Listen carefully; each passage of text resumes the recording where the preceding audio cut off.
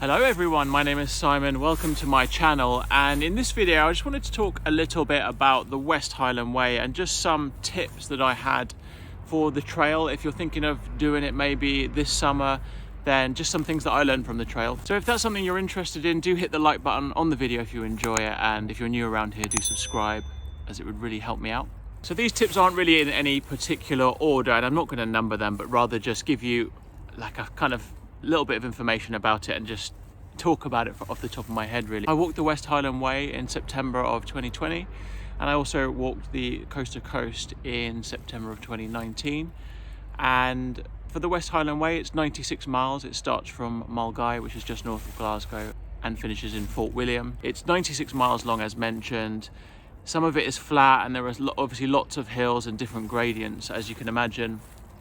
So one of the main things I would say is train. So if you've got good cardio exercise, things like running, walking, jogging, that kind of stuff, or cycling, that's all going to really help you with this kind of thing. And then you also want to be thinking about just doing some weights and doing some squats, kind of strengthening up your legs really. And more importantly as well, going on some long hikes. And if you're choosing to wild camp, then take your gear obviously with you and do a couple of, like perhaps 2 nights. For example, when I did the coast to coast, I took all my gear and spent 2 nights in the Brecon Beacons. I did a lot of hiking in total over the 2 days. So that's going to help build up your endurance. And if you're used to going up and down hills, that kind of thing is really going to benefit you for this kind of walk. Just get your muscles used to it, so there's no surprises on the trail when you go to do it. And it's going to avoid any injuries. Now, having said all of that, when I did the West Highland Way, I did train a huge amount, and one of the reasons I did the West Highland Way, and this isn't going to be for everyone, but when I realised the distance was 96 miles, I felt like it was something I could do in 4 days. And without training, I obviously did the trail and ended up getting injured and hurt my ankles, and that was purely because I didn't do any training.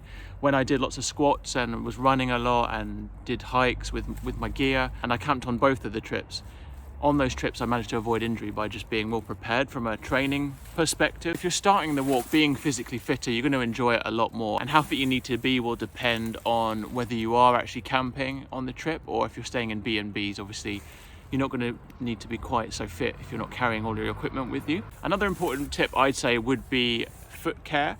So you're going to get blisters if you walk any kind of distances and if your feet are wet.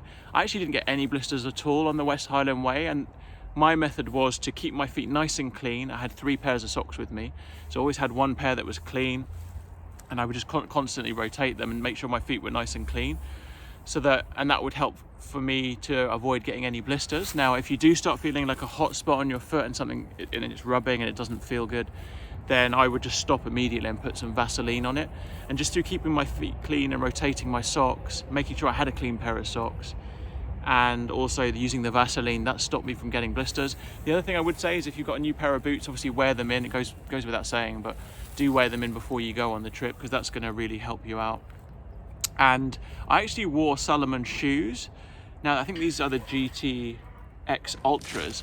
Now, there's some big debate over boots and shoes about, obviously boots are providing some more support around the ankles, etc. Now, it's entirely up to you what you do choose to wear. People are wearing trail runners and things like that to stay lighter. I'd say for things like this, you're going to need something with like a Gore-Tex base to keep your feet nice and dry. And I personally wouldn't want to use trail runners for this kind of thing, just because I think they're a bit too lightweight for this, particularly at the end of the trip, where as you get into Glencoe and the Devil's Staircase, there are some quite kind of steep sections, so you'll need boots for those. So it's up to you whether you choose boots or kind of walking shoes, which I used. And I'm not going to necessarily advise against using shoes. Okay, another tip I would say is pack light. So this is particularly for those who are thinking of camping. Make sure you go out on camps before this. Obviously, try not to make this your first time, and then just get a feel of what the gear you need and what gear you don't need. Try and get the lightest tent that you can afford. Now, there are tents like the Lanshan One Pro, which I took on the trip for me, and that weighs around 700 grams, so that was super lightweight, and it doesn't cost a huge amount of money, and often lightweight tents can cost a lot of money. So get the lightest tent that you can really afford, and try and keep the weight of your gear down, and try not to take too many things with you that you don't already need. Now, having said that, obviously you want to be prepared. This is the Scottish Highlands, so the weather can be really changeable, so you want to make sure you have things like waterproof and all that kind of stuff. but do try and pack light if you can, because ultimately it's going to make your experience more enjoyable, because you're going to be carrying this stuff whilst you're walking, right?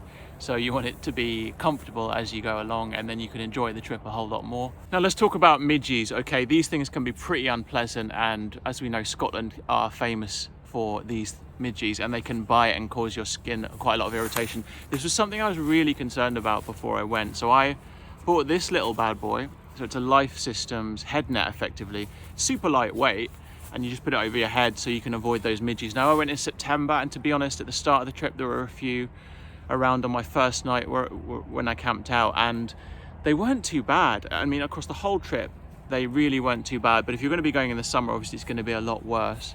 And I know sometimes people will go early, so I'd say, in my opinion, the best time to actually probably go would be around May time, April, May perhaps, and then sort of September, maybe early October time, or even like autumn, August. They're probably not going to be as bad at that point. There's a popular product you can use to stop midges, which is called Smidge, and you just spray it all over your skin, and apparently that works really well. It's not something I tried personally.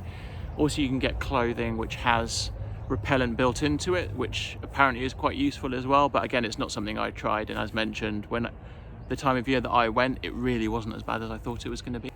So just on packing light then, there's plenty of water, natural water sources along the trail. Like this Scotland, it rains all the time, but there are loads of streams and lakes and those kind of things that you will see along the way. So I have this Sawyer water filter, which is fantastic. I took it with me, super lightweight. To be honest, I never used it, just because I was filling up my water bottles. I took 2 1-litre water bottles with me, and there are enough kind of shops along the way. So that brings me to the next point, which is food. You don't need to take a huge amount of food with you. It's going to be heavy, and you can always stock up along the way. So maybe take a couple of meals, a couple of things for breakfast to start with, and then as you go, you can stock up in the shops as you need them. There's water everywhere, so if you want, you could even pack slightly lighter on water and just fill up the water bottles and filter them as you go. I didn't do that, so as mentioned, I would always fill up my water bottles at specific stops, whether it was like there's like water taps around and shops and various things where you could purchase water. So I chose to do that, and because I did it in the 4 days, that kind of worked really well for me. But if you wanted to keep your weight down, you could take sparing water and then just use a water filter to fill it up as you go along. Just onto navigation then, so this is quite important. So the West Highland Way is around 35,000 people actually complete the route every year, and about 100,000 people walk sections of the route. So it's an extremely popular route, and it was laid down by Scotland in, I think, 1980. So actually when I did it last year was the 40-year anniversary, which was quite cool. But just my main point around that is it's really well signposted. I mean, compared to the coast to coast, you're not going to have any issues. I did buy a map specifically, and from a company called AZ Maps. I think they're really good, but to be honest, I probably didn't need it. But you should make sure that you're good at reading a compass and a map, just because you never know, if the weather comes in, you can't see anything, you're going to get stranded, or if you need to help someone, you can offer up those skills and give a location in case you have an accident yourself. You know where you are, so you can report that to someone who's going to help you more easily.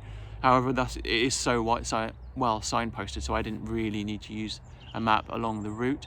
I did, however, download an app in advance of the walk called the West Highland Way. I think it cost around £10, and I didn't need it from a navigation point of view, but what I found really useful was it would tell you what the terrain upcoming was, which was really cool. So you could kind of see what gradients you were facing. It would give it levels of difficulty, so you knew what to expect. And just from a psychological point of view, when you're walking those distances every day, then it's just useful to know what's in front of you.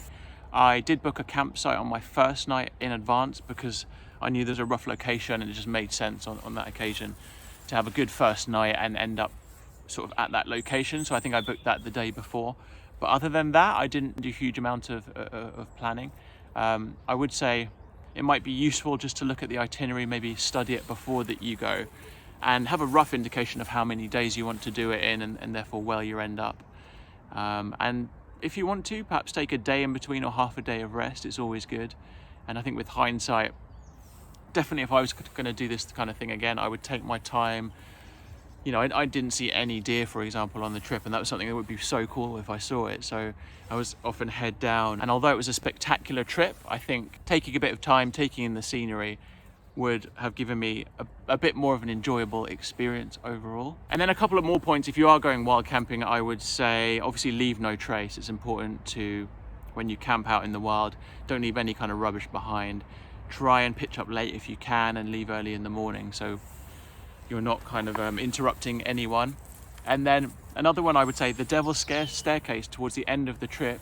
It sounds scary, it sounds freaky, it sounds high. It is relatively high, but it's not as bad as it sounds. It really, really isn't. So that would be my other tip. Really is yeah, don't get taken away by the name of that. It's the views are absolutely stunning from the top, but it's not as bad as it sounds. Are any of you thinking of doing the West Highland Way or any like long distance walks coming up for sort of this spring, summertime? Do let me know and drop it in the comments below. Really look forward to getting out camping again. So we'll be able to do that in April 12th from that date, if I'm not mistaken, obviously with the landowner's permission. So thank you so much for watching, everyone. Do hit a like on the video if you enjoy it, and if you're new, do subscribe. It really helps, as I mentioned. Take care, everyone. I will see you on the next video.